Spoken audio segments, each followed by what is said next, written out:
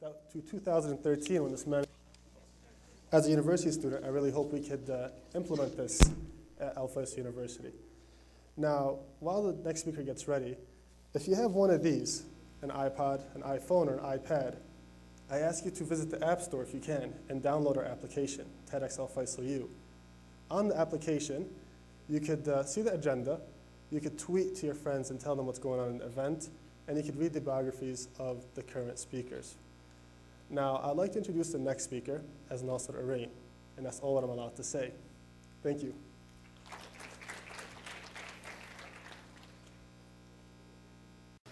Can you hear me? I'm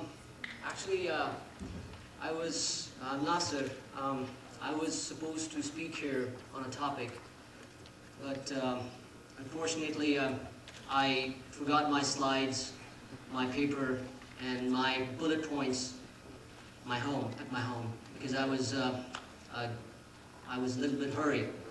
So I'm sorry, without that, I really cannot speak. So kindly please just excuse me. I'm really sorry. Wait a minute. Actually, my topic is making excuses. So how can I make an excuse? Right? So let's kill our excuses now. Bismillahirrahmanirrahim. My friends, I'm going to present a topic, making excuses. After I graduated from my high school, I became interested in one single thing. What makes some people successful while others are failure? What makes somebody extraordinary while others are mediocre? What makes one best while other average? These questions inspired me, and I started reading the autobiographies of successful people. People from different parts of the world, from different backgrounds, different professions, sports, music, movies, politics, religion, and so forth. And I found one important thing, one important factor that defined the lives of all those people. And I believe, personally, that that factor is as important to our success as oxygen is to our body. Now you would be wondering, what is that factor, right? It is something that we all already know, and we in fact practice it almost every day. What is that? Making excuses. And in fact, we make very creative and unique excuses which is specific for the situation. So first let's define, what is an excuse? An excuse is something that justifies why a particular goal cannot or could not be achieved. For example, I give an exam and unfortunately I get a B or D grade, right? So what I do, the first thing, I make an excuse. My professor is a lousy guy, huh? My examiner is a really freak guy, he didn't curve the results. Or, I did not have enough time, though I'm a good student. So, excuses. Or I can say, if I have to reach a meeting on time, I get late, so I make excuses. Again, excuses. There was a traffic problem, you know Riyadh, right? Or, my car had a flat tire, I can't do anything. All right, it's justified. So every excuse, just to justify why I couldn't achieve that particular goal, either big or small. So, in essence, if you realize, an excuse does what?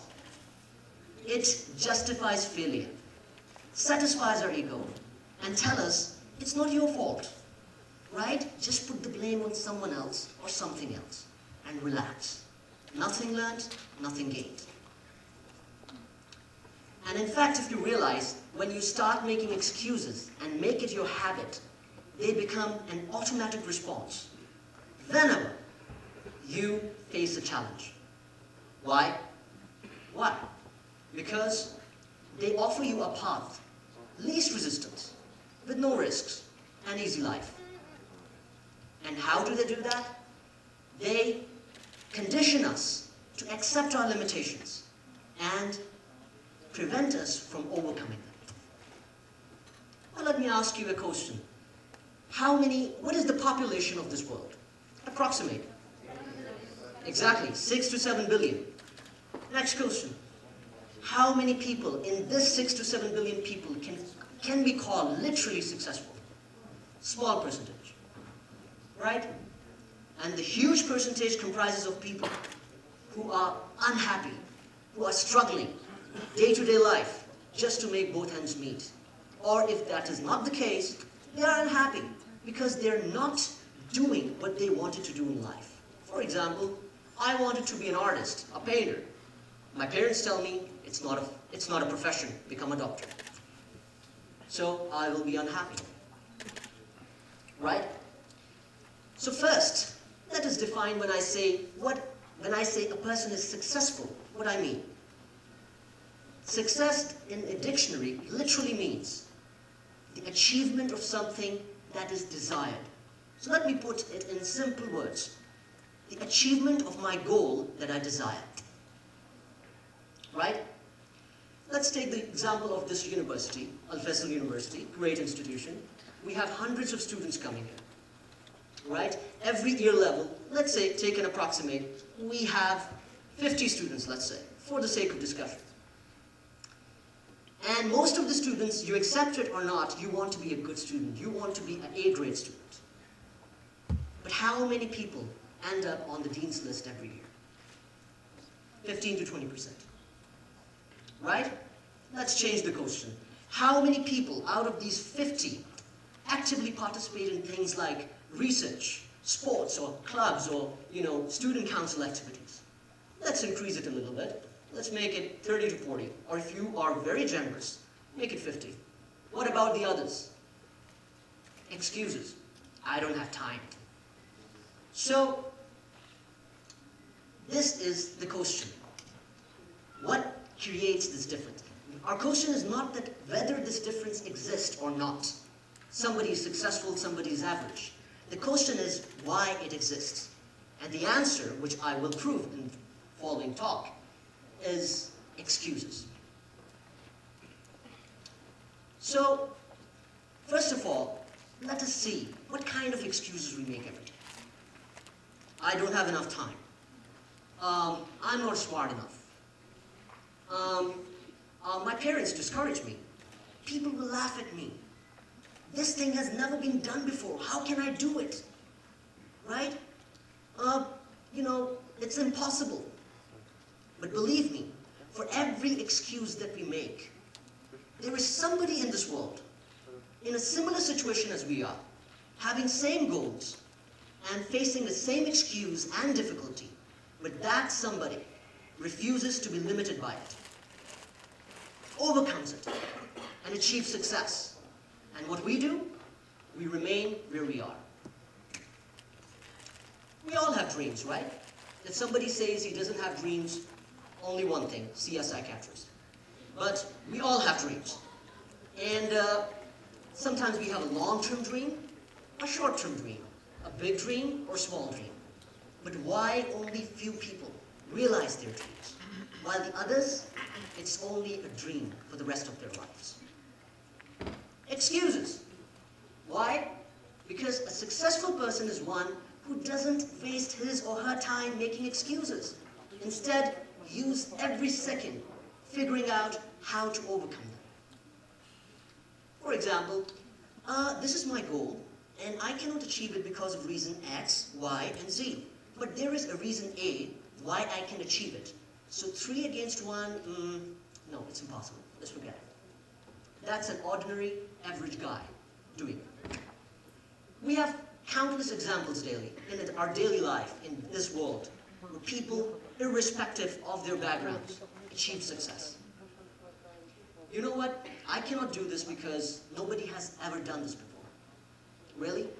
Robert Bannister, a medical student who loves running, never won a gold medal in any Olympics, failed in 1952 Olympics. Disheartened. I'm failed. What he does? Makes an excuse? No. Sets a new goal. I will run a mile in less than 4 minutes. Never done by any human soul in 1,000 years. And he does that. Fred Smith, a student at Yale University, writes a paper for his economics class telling an idea of an overnight delivery service. His professor does what? Gives him a C grade. You know what? This idea is completely not feasible, so you better change that. What he does? Makes an excuse? No. Works hard to create the world's first and one of the largest overnight delivery service called FedEx, Federal Express. You know, I don't have money, so I cannot do business, or I cannot do this. I am poor, I'm uneducated, and my family did that, and they failed. So definitely, I am going to fail. Really? If that is what Dhirubhai Ambani thought, he would have never founded Reliance Corporation, one of the Fortune 500 companies. Okay, but I'm too old, you know, I cannot do this.